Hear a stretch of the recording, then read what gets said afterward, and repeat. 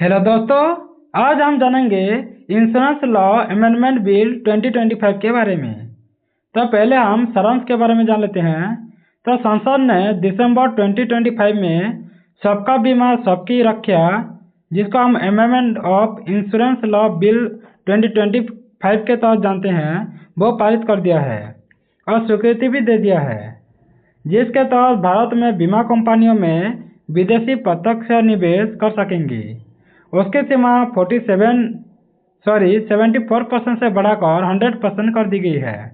Bill का उद्देश्य पूंजी, तकनीक और उत्पाद नवाचार आकर्षित कर बीमा पैठ यानी इंश्योरेंस पेनिट्रेशन बढ़ाना होगा और कवर को व्यापक बनाना ये बताया गया है।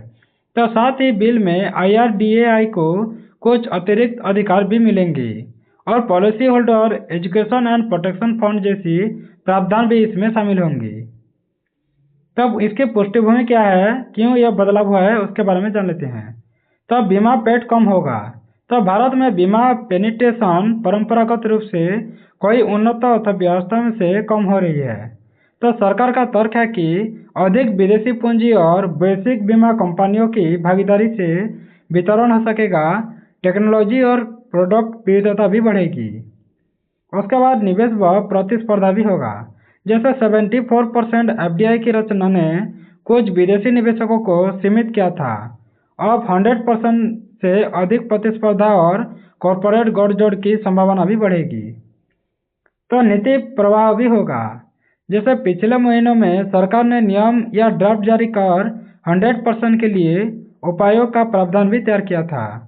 यह प्रवृत्ति वैश्विक पूंजी आकर्षित करने की रणनीति का भी हिस्सा है। उसके बाद बिल के मुख्य प्रावधान क्या है, की प्रोविजंस के बारे में जान लेते हैं। तो FDI बढ़ाकर 100% कर दिया गया है। तो किसी भी भारतीय बीमा कंपनी में विदेशी निवेश 100% होने की अनुमति है। तो शर्तों के साथ, जैसे प्रीमियम का निवेश भारत में रखना, ये सब होगा। तो पॉलिसी होल्डर एजुकेशन और प्रोटेक्शन फंड भी होगा। तो पॉलिसी धारकों के हितों की रक्षा के लिए और शिक्षा के लिए एक समर्पित कोष होगा। तो IRDAI द्वारा ये प्रशासित हो सकेगा। उसके बाद IRDAI के आधारित मजबूत भी होगा। अधिकार क्या हो सकेगा, मजबूत हो सकेगा।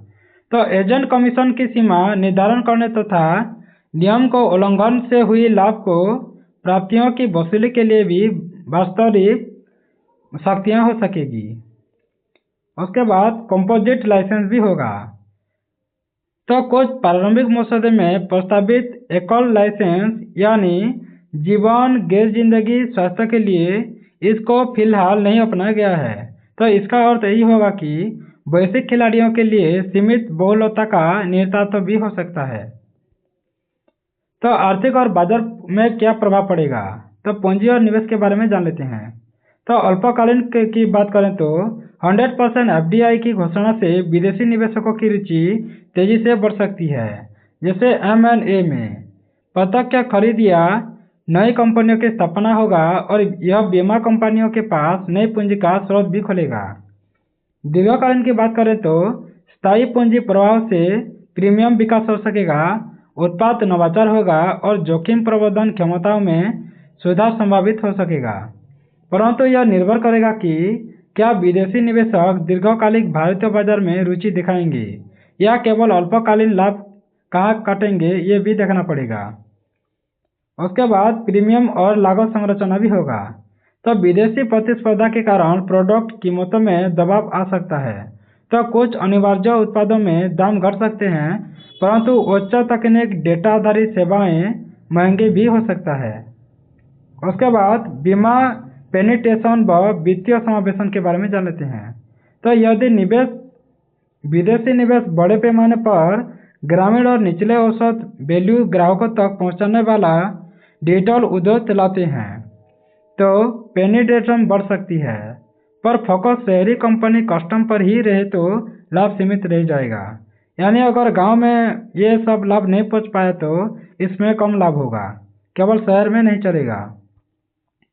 उसके बाद उपभोक्ता पर क्या प्रभाव पड़ेगा पॉलिसी होल्डर के साथ, तो पहले तो हम सकारात्मक देख लेते हैं। तो उत्पाद व सर्विस का विस्तार हो सकेगा। जैसे वैरायटी बढ़ सकेगा, कस्टमाइजेशन बढ़ेगा, क्लेम प्रोसेसिंग में तकनीक भी सुधार होंगे। उसके बाद कीमत प्रतिस्पर्धा भी हो सकेगा, जैसे अधिक प्रतिद्वंदिता प्रीमियम पर दबाव डाल सकती है। उसके बाद जोखिम और नकारात्मक पहलू भी कुछ जान लेते हैं। तो निगरानी व सुरक्षात्मक फ्रेमवर्क भी आवश्यकता होगा, जैसे विदेशी स्वामित्व वाले क्षितिज पर उपभोक्ता संरक्षण सुनिश्चित करने के लिए IRDAI के मजबूत नियामक और अनुपालन करना होगा और मैकेनिज्म भी चाहिए होंगी। तो बिल में पॉलिसी होल्डर फंड और IRDAI अधिकार बढ़ जाएंगे, पर उनका प्रभावी कार्यान्वयन अहम होगा। उसके बाद स्थानीय निर्णय शक्तियों का सवाल भी होता है। तो कुछ मीडिया विशेषज्ञ यह मानते हैं कि 100% FDI के बावजूद भी संचालन और रणनीतिक निर्णयों में अधिक विदेशी प्रभाव दिख सकता है। सरकार ने यह रेखांकित किया है कि भारतीय हितों की रक्षा करेगी, पर व्यवहारिक समीकरण समय बताएगा ये क्या हो सकता है आगे। उसके बाद बीमा कंपनियां व उद्योग पर प्रभाव क्या पड़ेगा। तो निजी क्षेत्र और विदेशी प्रत्यक्ष निवेशक करेंगे, तो वैश्विक बीमाकर्ताओं के लिए भारत और भी आकर्षण बन जाएगा, विशेषकर उन क्षेत्रों में जहां तकनीक, रिटेल वितरण और इंश्योरेंस यानी इंश्योरेंस संबंधी आश्रय भी चाहिए। तो कुछ विदेशी कंपनियां M&A या स्टेक होल्डिंग बढ़ाकर पूरे निर्धारित मॉडल ला सकती है। इससे भारतीय प्रबंधन पर दबाव और कॉरपोरेट संरचना में बदलाव भी संभव हो सकता है। उसके बाद LIC और सार्वजनिक क्षेत्र में क्या होगा। तो लाइफ इंश्योरेंस कॉरपोरेशन जैसे संस्थानों पर प्रतिस्पर्धा बढ़ेगी, उन्हें उत्पाद, डिजिटल सर्विस, कस्टम एक्सपीरियंस ये सब सुधारना होगा। बिल में LIC से संबंधित संशोधन भी प्रस्तावित हो सकेगा, जैसे कुछ ऑपरेटर संचालन सुधार हो रहा है। उसके बाद नियामक और कानूनी चुनौतियां भी होगी। तब प्रीमियम का घरेलू निवेश शर्त भी होगा, जैसे बिल या नियमों में ऐसी शर्तें हो सकती है जैसे पूरा या अधिकतर प्रीमियम को भारत में निवेश करना होगा। तो इनकी परिभाषा और अनुपालन जटिलता बढ़ सकती है। उसके बाद कंपोजिट लाइसेंस का अभाव भी हो सकता है। यदि एकल लाइसेंस न दिया गया तो कंपनियों के व्यवसाय यानी मॉडल पर असर पड़ेगा। तो कई ग्लोबल ग्रुप विभिन्न उत्पाद क्षेत्रों में एकीकृत मॉडल अपनाते हैं, तो भारत में सीमाएं रहे तो उनकी रणनीति प्रभावित हो सकता है। उसके बाद अंतर्राष्ट्रीय डेटा प्रवाह और पासपोर्टिंग भी होगा। तो क्लेम या डेटा शेयरिंग में सीमा हो सकेगा और ग्राहक डेटा की सुरक्षा भी होना चाहिए, और क्रॉस बॉर्डर रेगुलेटरी सहयोग की आवश्यकता भी बढ़ जाएगी। उसके बाद राजनीतिक और सामाजिक आयाम क्या कहता है। तो भेदभावपूर्ण दृष्टिकोण और लोक स्वीकृति के बारे में जान लेते हैं। तो पहले तो 100% विदेशी स्वामित्व पर राजनीतिक और सामाजिक बहस तीव्र हो सकती है। किस प्रकार विदेशी कंपनियां नीतियों, दाव पेंचों में भारत के हितों का ध्यान रखेंगी, यह संवेदनशील हो सकता है। तो रोजगार और कौशल के मामले में भी तो सरकार ने उल्लेख किया कि यह कदम रोजगार व कौशल विकास को बढ़ावा देगा, पर वास्तविकता में कुछ कार्यों का आउटसोर्सिंग या शीर्ष प्रबंधन में विदेशी नियुक्ति भी हो सकती है। इसीलिए रोजगार पर प्रभाव मिश्रित हो सकेगा, वह मिश्रित ही रह जाएगा। उसके बाद अंतर्राष्ट्रीय तुलना करें तो इंटरनेशनल एक्सपीरियंस की बात करें तो कुछ उभरती अर्थव्यवस्थाओं में, जैसे चीन के कुछ क्षेत्रों की बात कर लें या दक्षिण पूर्व एशियाई देशों में, ये चरणबद्ध ढंग से विदेशी स्वामित्व बढ़ाया जा रहा है, पर उनकी शर्तें, लोक हित संरक्षण और स्थानीय साझेदार के नियम अलग अलग रहते हैं। तो भारत के लिए यह निर्णय वैश्विक मानकों के साथ तालमेल बैठाने का प्रयास माना जा सकता है, पर स्थानीय नियामक कठोरता का तालमेल आवश्यक भी होगा। उसके बाद जोखिम भी हो सकता है, जैसे शुरुआती पूंजीकृत प्रवेशकर्ता बाजार का कंट्रोल कर सकते हैं, तो छोटा खिलाड़ियों पर दबाव भी पड़ेगा। तो डेटा सुरक्षा और प्राइवेसी जोखिम भी हो सकता है। तो क्लेम या कस्टमर डेटा के विदेशी हैंडलर पर नियम आवश्यक होना चाहिए, ये भी बढ़ जाएगा नहीं तो। उसके बाद नकली या कम गुणवत्ता वाले प्रोडक्ट भी बेचे जाएंगे, तो नए उत्पाद बाजार में आने पर नियामकीय क्लियरेंस भी जरूरी होना चाहिए। उसके बाद सिफारिश भी कुछ हो सकता है। प्रस्ताव के बारे में जाने तो फॉल इन अप्रोच भी हो सकता है, जैसे 100% क्रेडिट के साथ कुछ अतिरिक्त चरणबद्ध भी शर्तें रखना चाहिए, जैसे पहले निश्चित अवधि के लिए व्यापार लोकहित प्रदर्शन रिपोर्टिंग होना चाहिए। उसके बाद सख्त अनुपालन होना चाहिए और कंपीज और रिमेडी भी होना चाहिए। तो IRDAI को स्वावलंबी जांच तथा क्लेम रिडिलेंस तंत्र मजबूत करने का आदेश भी देना चाहिए।